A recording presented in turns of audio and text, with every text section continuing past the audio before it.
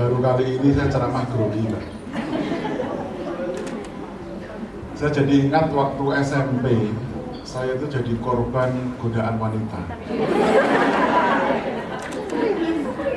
Setiap jalan naik sepeda 5 kilo, dari sana 4 perempuan memanggil saya, Bu. Satu kata yang dipanggil, gendut. Apa yang saya lakukan? Saya dengan topi SMP itu langsung tutup begini, jalan terus. Jadi saya korban perempuan. Dan sekarang di hadapan saya adalah 120 orang. Dan ini sepertinya istri pejabat semua ya Pak. Tadi di lantai 2, ini Pak Wakadis ya. Di lantai 2 tadi kita ngerumpi Pak. Kenapa kok ini peran perempuan? Karena kepala rumah tangga itu siapa Bu? Suami kan? Tapi siapa yang sering nyuruh-nyuruh suami? Iya kan? Iya. Ini istrinya Pak Agung ada nggak di sini? Ada. Istrinya Pak Wakadis ada? Ada. Maka beliau anteng banget.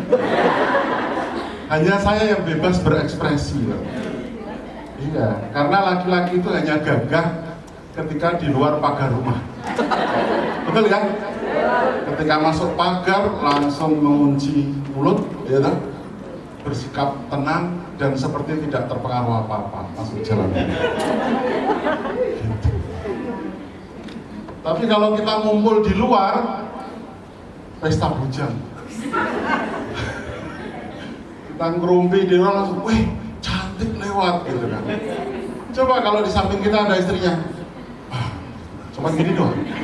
Jadi, Pak cantik ya? Apa? Itu masa lalu kan. Betul ya Bu ya? Topiknya sampah kok beloknya ke situ ya? Iya, karena sebenarnya materi saya tadi sudah diulas semua oleh Pak Wakadis. Sama Bu, ya sama. Cuman saya mungkin cara menyampaikannya agak berbeda. Judul ini, kebetulan layarnya tadi saya bisa Pak Agung sedang diproses dalam pemesanan. Videotronnya nanti, mungkin insya Allah nanti berapa bulan lagi kita layarnya udah penuh ini Bu. Mulai dari rumah kita. Dan di rumah siapa penguasanya? Ibu. Iya. Saya kalau diskusi sama istri, kalau suami nyari kerja duitnya buat siapa? Ibu. Kalau ibu kerja duitnya buat? Ibu. Iya Pak. Akhirnya laki-laki itu mencari cara, ada namanya uang laki-laki. Lah kalau masih ketahuan, apes berarti. Sudah sengaja disimpan di celana, lupa ngambil, dicuci, ketahuan. Pak, ini kok di saku ada celana 500.000 gitu. Curiga, 500 kok di saku, nggak di dompet. Uang apes. Uang sial ya Bu ya, ketahuan. Memang repot, ibu-ibu memang repot. Tapi pengalaman saya ini karena saya kebetulan juga tim teknis Proklim sejak berdirinya, sejak tahun 2012 sampai sekarang.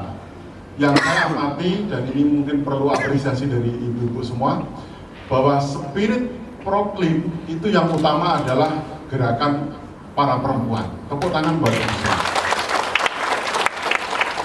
Dan Pak Wakadis, kunci menggerakkan ibu-ibu ini adalah hanya satu Pak, dibelikan seragam. Betul? Oh. Tapi kalau sudah punya jangan minta dibelikan lagi, beli sendiri. Artinya kalau bapak-bapak suruh seragam pasti berontak Pak. Ada yang pakai, ada yang enggak, wah ketinggalan, belum dicuci dan sebagainya. Tapi ibu-ibu seragam adalah nomor satu. Dan setelah acara ini yakin nanti ada yang berjejer di sini Pak. Entah korbannya nanti saya, Pak Agung atau Pak Wakadis. Pak, foto Pak dengan kami Pak. Kami dari Jakarta Utara, Selatan, Timur, Barat, Pusat, dan Kepulauan Seribu. Mana Kepulauan Seribu?